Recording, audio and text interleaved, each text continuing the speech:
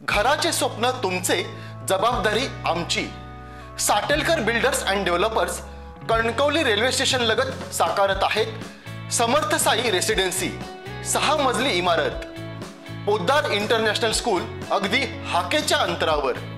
1 BHK 2 BHK flat उपलब्ध। Building लगतच development plan मधील 12 गुंठे राखीव खुले गार्डन क्षेत्र, सागवानी फ्रेमसह मुख्य दरवाजा, 24 तास पाणी, लिफ्ट, ग्रेनाइट किचन ओटा, कन्सिल फिटिंग मॉड्युलर स्विच। संपर्क 9420 73 94 18 आणि 8605 74 10 30।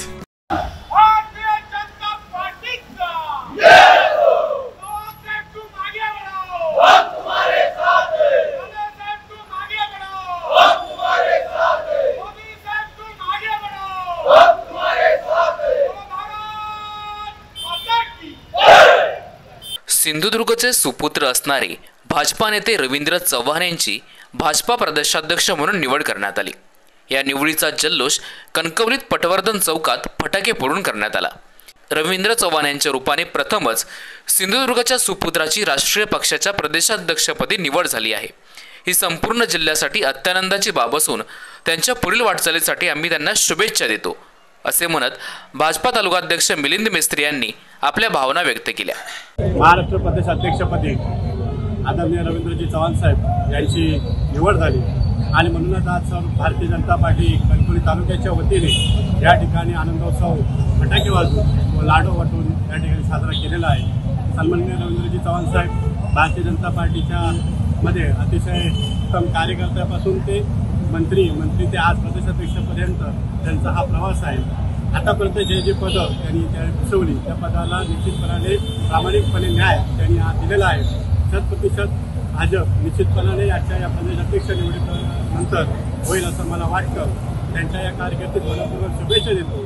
पालकमंत्री म्हणून त्यांनी अतिशय चांगल्या पद्धतीने काम केलं। बांधकाम मंत्री म्हणून आपल्या भागातील सिंधुदुर्गाला चांगल्या पद्धतीने फक्त माफ दिलं। भरघोस असा निधी या जिल्ह्यामध्ये त्यांनी आणला आणि म्हणूनच या जिल्ह्याचे सुपुत्र असताना देखील भविष्यामध्ये ते प्रदेशाध्यक्ष म्हणून त्यांची वाटचाल निश्चितपणे यशस्वी असेल असं आजच्या या आनंदोत्सवाच्या निमित्ताने सांगतो।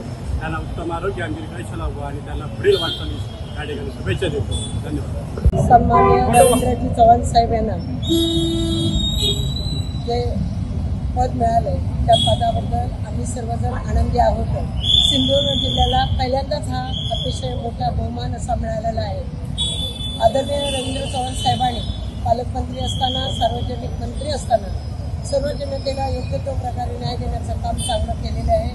त्यांची कारकीर्द यशस्वी होण्यासाठी आम्ही त्यांच्या पाठीशी तर आहोत आणि माझं असं म्हणणं आहे की सन्माननीय रवींद्र चव्हाण साहेब यांचं लवकरच सिंधुदुर्ग जिल्ह्यामध्ये आमच्या पालकमंत्री महोदय आदरणीय राणे साहेब यांच्या माध्यमातून भव्य दिव्य असा सत्कार समारंभ सुद्धा आयोजित करणार आहे आणि पहिला बहुमान आदरणीय आमचे पालकमंत्री महोदय यांच्या माध्यमातून सिंधुदुर्ग जिल्ह्याला मिळेल अशी मला आशा आहे।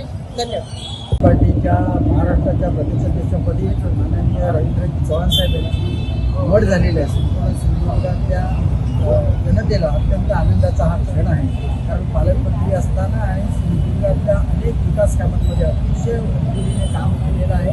संपूर्ण महाराष्ट्रामध्ये त्याने एक आपली माणसाची छाप पाडलेली आहे। या सगळ्याचा उपयोग आपल्या कोकण विकासासाठी होऊ शकतो। सिंधुदुर्गातल्या सगळ्या देवतांनी त्यांना चांगलं उदंड आयुष्य द्यावं आणि त्यांच्या पाठी उभं राहावं। आम्ही सर्व जनता ही सगळी रवींद्र चव्हाण साहेबांच्या मागे उभी आहोत।